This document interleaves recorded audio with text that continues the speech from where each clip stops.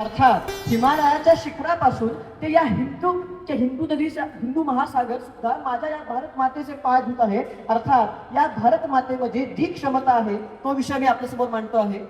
नमस्कार. लॉट क्रमांक 46 विषय मांडत आहे विश्वगुरु. मुळात गुरु या शब्दाचा अर्थ आपण पहिल्यांदा समजून घेऊ.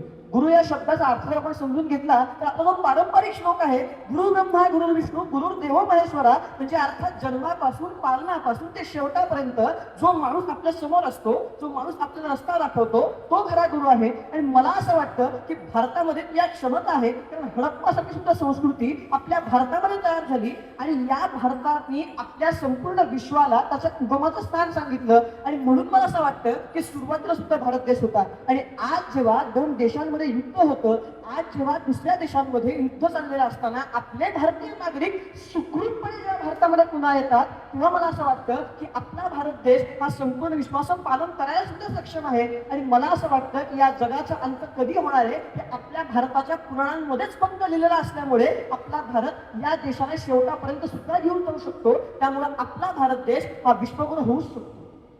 जेव्हा मी चिठ्ठीमध्ये विश्वगुरु हा शब्द वाचला तेव्हा मला आठवत म्हणजे डॉक्टर APJ अब्दुल कलाम. ते म्हणाले होते की भारत 21व्या सदीपर्यंत विश्वगुरु झाल्याशिवाय राहणार नाही. पण मला असं वाटतं डॉक्टर APJ अब्दुल कलामांचं स्वप्न पूर्ण करण्याची ही जी गरज आहे, ही जी संधी आहे, ती तुमच्या आमच्या युवकांना आहे.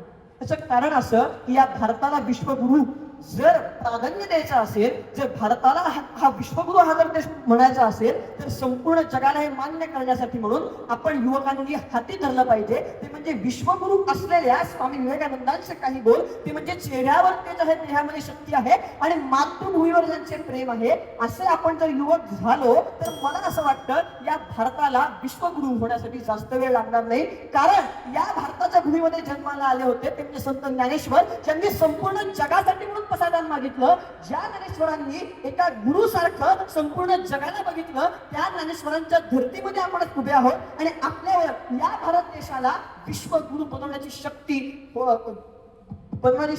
आपल्या युवकांमध्ये आहे. आणि म्हणून जाता शेवटी स्वामी विवेकानंदांच्या त्याच ओळीमधलं शेवटचे 2 वाक्य अशी आहेत: चेहऱ्यावर तेज आहे, मातृभूमीवर प्रेम आहे, स्वतःवर विश्वास आहे आणि सगळ्यात महत्वाचं म्हणजे या जगाला विश्वगुरु करून, या जगामध्ये भारताला विश्वगुरु करून दाखवण्याची शक्ती आहे. धन्यवाद.